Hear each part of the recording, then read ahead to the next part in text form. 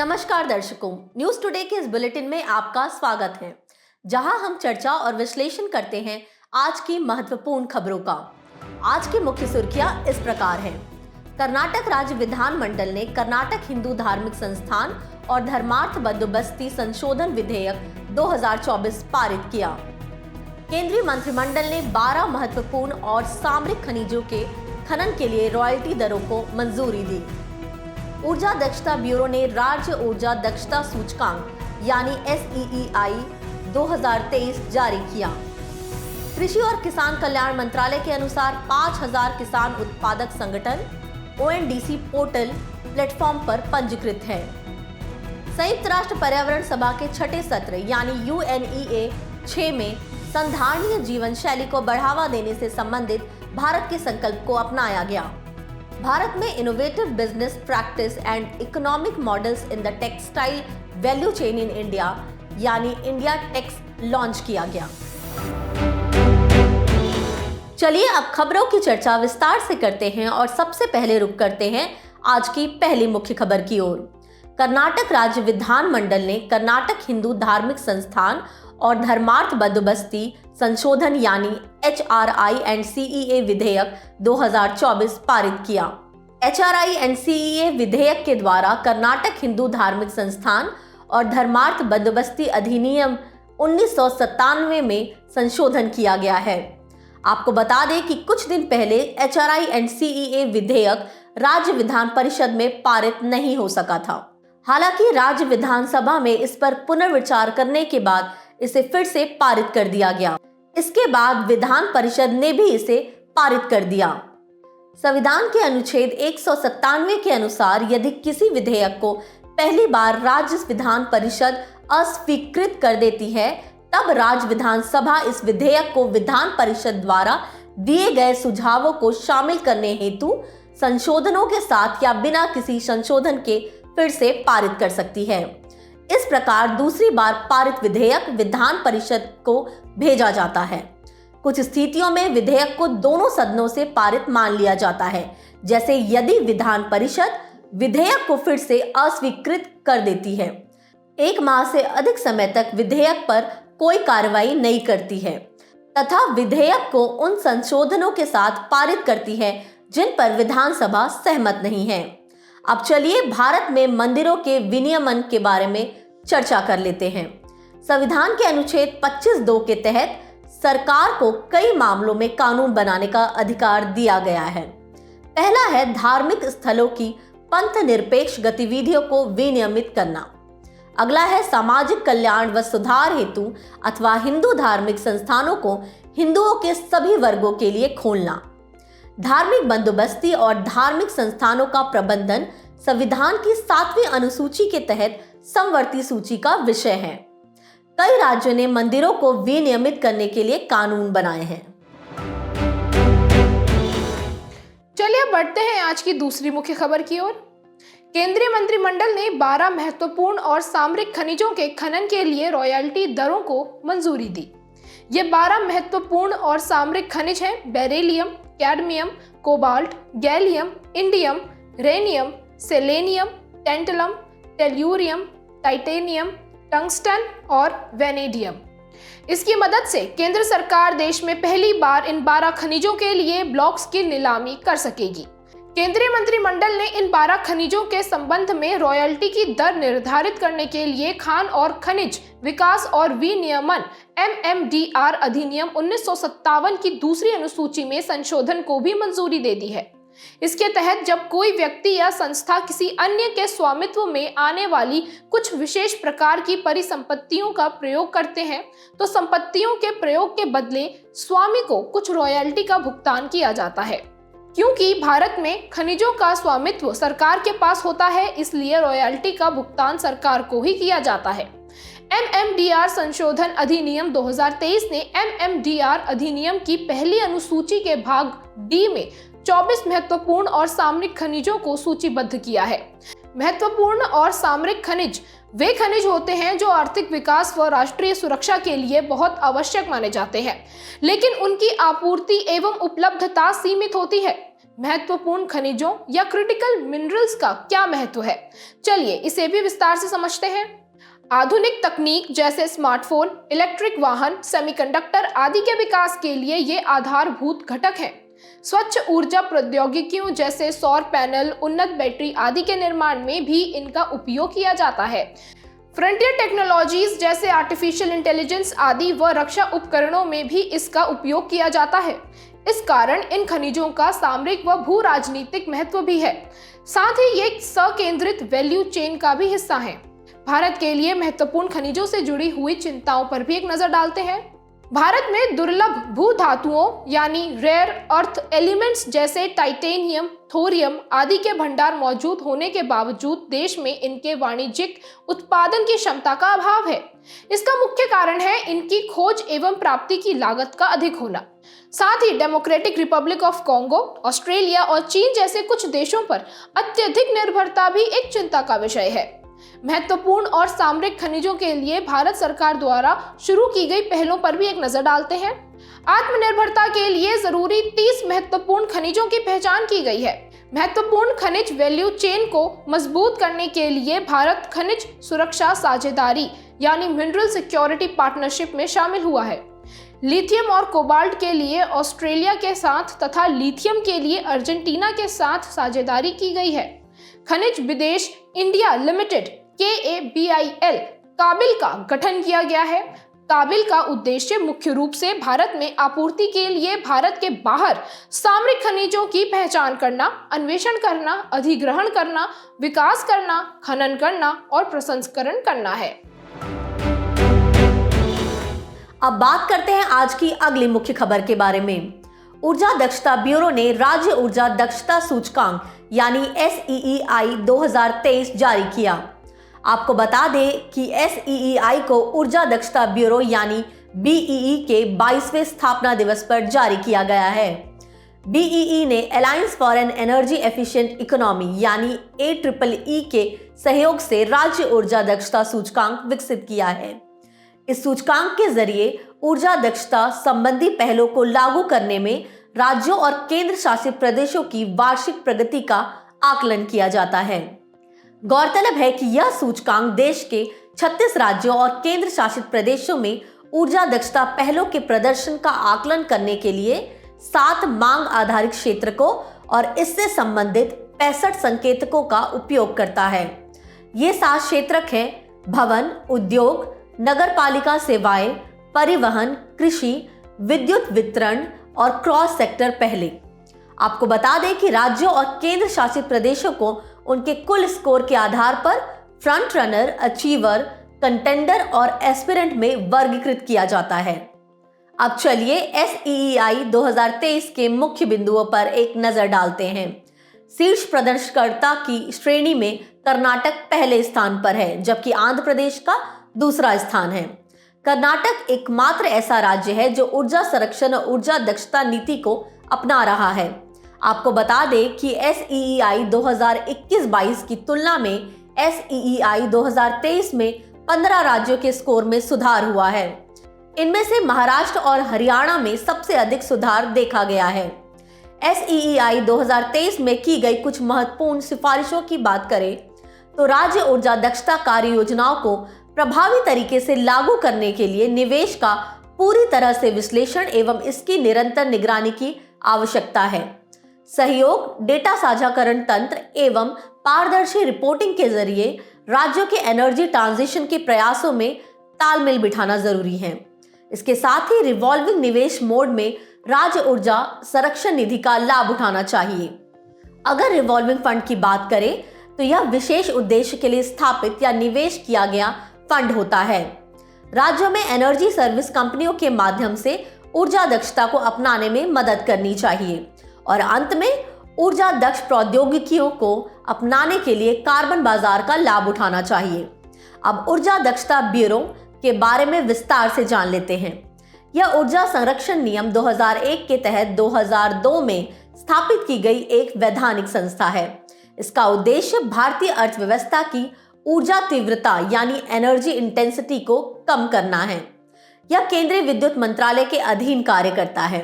इसके विनियामक कार्यों की बात करें तो यह बिजली के चलने वाले उपकरणों तथा वाणिज्यिक भवनों के लिए न्यूनतम ऊर्जा प्रदर्शन मानक विकसित करता है। साथ ही यह ऊर्जा प्रबंधकों और ऊर्जा ऑडिटर्स को प्रमाणित भी करता है। अब चलिए ऊर्जा दक्षता के लिए भारत द्वारा की गई पहलों के बारे में भी जान लेते हैं। इस दिशा में महत्वपूर्ण कदम उठाते हुए भारत ने 2001 में ऊर्जा संरक्षण अधिनियम पारित किया। इसके अलावा ऊर्जा दक्षता ब्यूरो के तहत मानक एवं लेबलिंग कार्यक्रम शुरू किया गया है। इसी प्रकार राष्ट्रीय संवर्धित ऊर्जा दक्षता मिशन की शुरुआत की गई है। इसके साथ ही डिस्कॉम्स की क्षमता का निर्माण का भी प्रयास किया जा रहा है और अंत में ऊर्जा संरक्षण भवन संहिता 2017 को भी लागू किया गया है। चलिए अब बढ़ते हैं हमारी चौथी मुख्य खबर की ओर। कृषि और किसान कल्याण मंत्रालय के अनुसार 5000 किसान उत्पादक संगठन यानी FPOs ONDC पोर्टल प्लेटफॉर्म पर पंजीकृत है। Open network for digital commerce ONDC पर FPO के पंजीकरण से उन्हें देश के अलग अलग हिस्सों में खरीदारों तक पहुंचने में मदद मिली है। ONDC का लक्ष्य एक एकीकृत डिजिटल कॉमर्स अवसंरचना तैयार करना है जो खरीदारों और विक्रेताओं को अलग अलग प्लेटफॉर्म से जोड़े।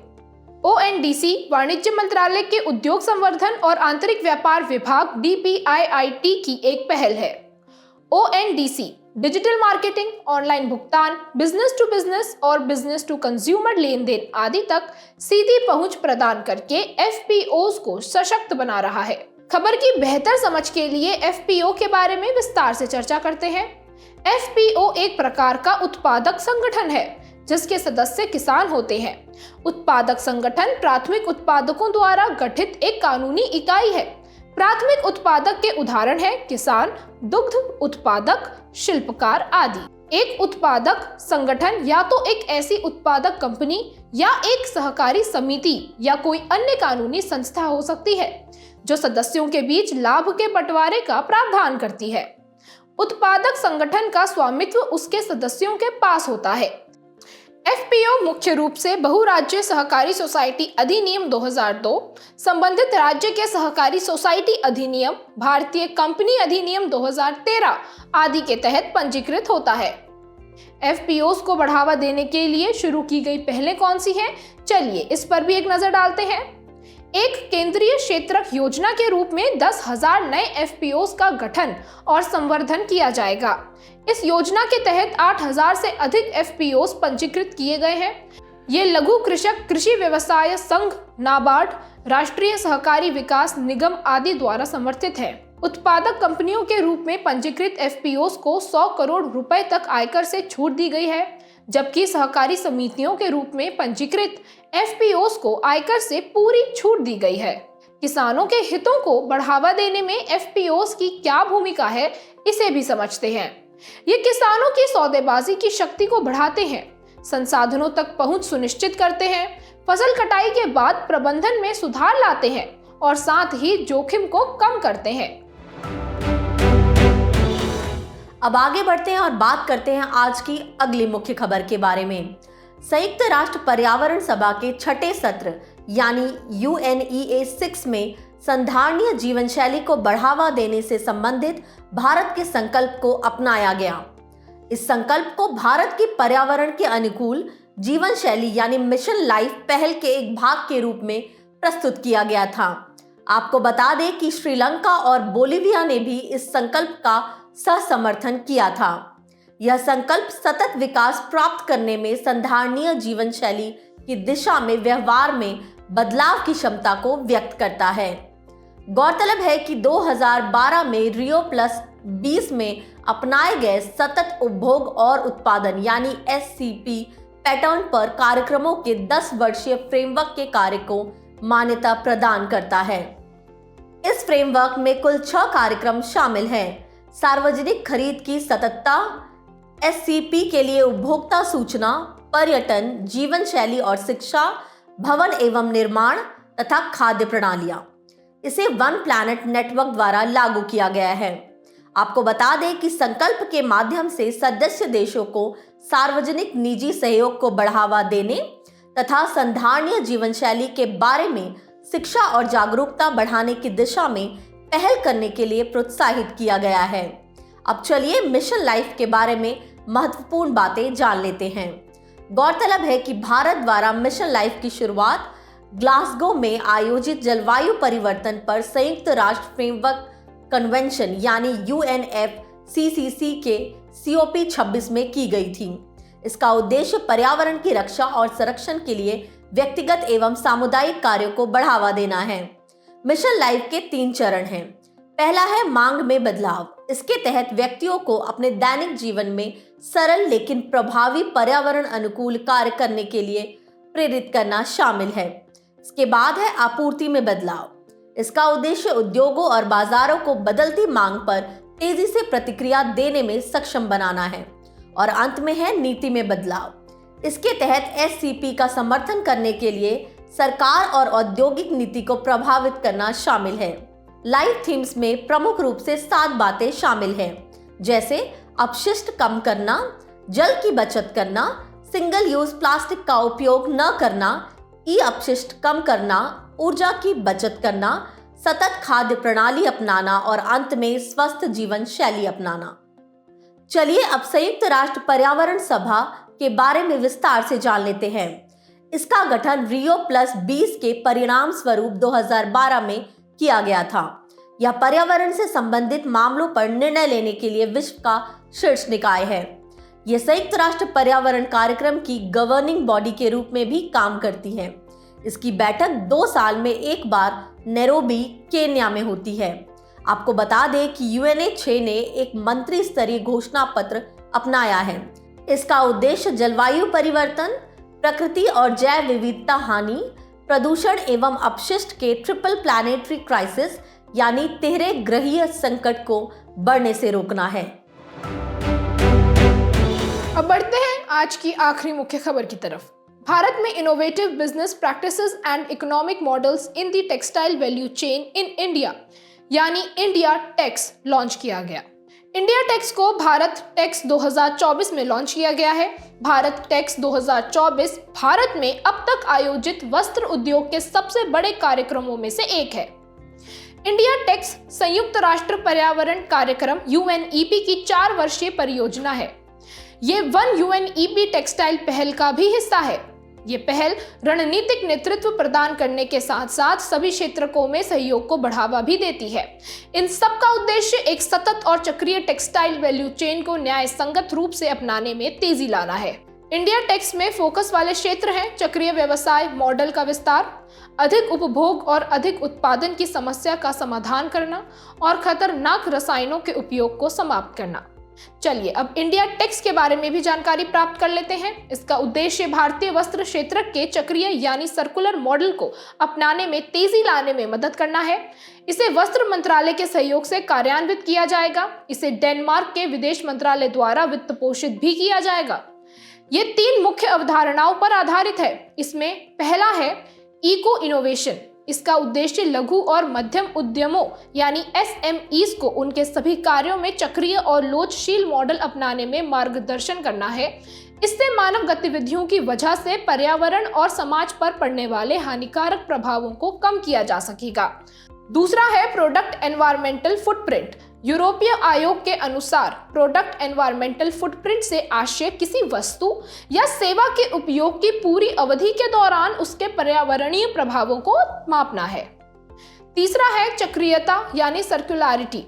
यह रिड्यूस्ड बाय डिजाइन के सिद्धांत तथा उत्पाद या सेवा में इस्तेमाल सामग्रियों की वैल्यू को बनाए रखने के मॉडल पर आधारित है। इसके तहत अपशिष्ट को कम करना यानी रिड्यूस, संसाधनों को पुनः उपयोग करना यानी रीयूज, नवीनीकृत करना यानी रिन्यू, किसी अन्य कार्य में उपयोग करना यानी रीपर्पस, पुनर्चक्रण करना, रिसाइकिल आदि शामिल है। रिड्यूस्ड बाय डिजाइन के तहत उत्पादों और सेवाओं को कुछ इस तरह से डिजाइन किया जाता है कि इनके उत्पादन से लेकर उपयोग तक की पूरी प्रक्रिया में कम सामग्रियों का इस्तेमाल हो। भारत को मिलने वाले लाभों की बात करें तो इससे विश्व के बाजारों में भारत के वस्त्र उत्पादों को प्रतिस्पर्धी बनाने तथा अधिक बाजारों तक पहुंचने में मदद भी मिलेगी। अब बढ़ते हैं सुर्खियों में रहे स्थल की तरफ। हमारा आज का स्थल है कंबोडिया। इस देश की राजधानी है नोम पेन। भारत कंबोडिया में बाघों को पुनः बसाने की योजना बना रहा है। इसी पर विशेष ध्यान देते हुए उसने जैव विविधता संरक्षण पर कंबोडिया के साथ एक समझौता ज्ञापन पर हस्ताक्षर किए हैं। चलिए इस देश की भौगोलिक अवस्थिति पर एक नजर डालते हैं। ये दक्षिण पूर्व एशिया की हिंद चीन मुख्य भूमि पर स्थित देश है। ये पश्चिम और उत्तर पश्चिम में थाईलैंड, उत्तर पूर्व में लाओस, पूर्व व दक्षिण पूर्व में वियतनाम तथा दक्षिण पश्चिम में थाईलैंड की खाड़ी से घिरा हुआ है। इस देश की भौगोलिक विशेषताओं की बात करें तो इस देश की प्रमुख पर्वत श्रृंखला डांग रेक है, सर्वोच्च शिखर नोम ऑरल है, प्रमुख नदी है मेकांग और प्रमुख झील है टोन लेक सैप, जिसे ग्रेट लेक भी कहा जाता है। बुलेटिन के आखिर में अब रुक करते हैं आज की संक्षिप्त सुर्खियों की तरफ। राष्ट्रीय कौशल विकास निगम NSDC ने एक गैर बैंकिंग वित्तीय कंपनी यानी NBFC के साथ ओडिशा में एक कौशल विकास पहल प्रोजेक्ट ओडिसर शुरू की है। RBI के अनुसार national electronic fund transfer NEFT प्रणाली ने 2014 से 2023 तक लेन देन की मात्रा के मामले में 700% की वृद्धि दर्ज की है। उपभोक्ता मामले, खाद्य और सार्वजनिक वितरण मंत्रालय ने चीनी विकास निधि शुगर डेवलपमेंट फंड SDF के तहत लिए गए ऋणों के पुनर्गठन हेतु दिशा निर्देशों में संशोधन किया है। मंत्रालय ने यह कदम चीनी मिलों को राहत देने के लिए उठाया है। संशोधित दिशा निर्देशों के जरिए चीनी मिलों को ऋण का पुनर्गठन करने और एक मुश्त निपटान का विकल्प दिया गया है। SDF चीनी विकास निधि अधिनियम 1982 और चीनी विकास निधि नियम 1983 के अनुसार रियायती ब्याज दरों पर चीनी मिलों को वित्तीय सहायता देती है। शोधकर्ताओं के अनुसार बायो एनर्जी ट्राई जनरेशन तकनीक का इस्तेमाल पायरोलिसिस के लिए करना संभव हो गया है। पायरोलिसिस ऑक्सीजन की अनुपस्थिति में कार्बनिक पदार्थों के तापीय अपघटन की एक प्रक्रिया है। विश्व व्यापार संगठन WTO का 13वां मंत्री स्तरीय सम्मेलन MC13 अबू धाबी मंत्री स्तरीय घोषणा पत्र ADMD को स्वीकार करने के साथ संपन्न हुआ। शोधकर्ताओं ने पेरू और चिली के तट पर गहरे समुद्र में 4 विशाल सी माउंट्स यानी समुद्री पर्वत की खोज की। पर्यावरणीय उपलब्धि के लिए जोहान रॉकस्ट्रॉम को 2024 का टॉयलर पुरस्कार प्रदान किया जाएगा। यह पुरस्कार उन्हें प्लैनेटरी बाउंड्रीज ग्रहीय सीमाएं फ्रेमवर्क पर उनके प्रयासों के लिए दिया जाएगा। सैन्य अभ्यास समुद्र लक्ष्मण भारत और मलेशिया के बीच एक द्विपक्षीय नौसेना अभ्यास है। जाने से पहले आपकी समझ की परीक्षा के लिए डालते हैं एक नजर हमारे स्पेशल सेगमेंट प्रश्नोत्तरी पर।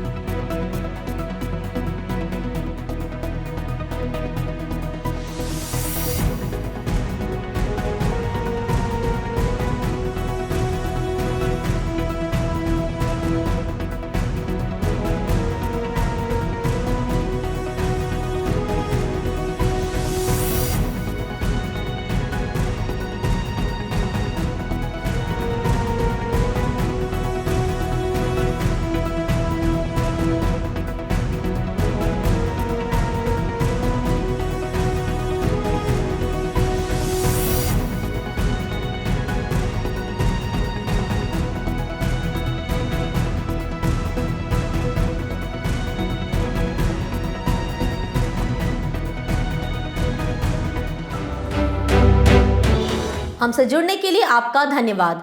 उम्मीद है न्यूज टुडे का यह बुलेटिन आपको पसंद आया होगा। न्यूज टुडे की PDF को डाउनलोड करने के लिए और आज के क्विज के उत्तर के लिए डिस्क्रिप्शन में दिए गए लिंक पर क्लिक कीजिए।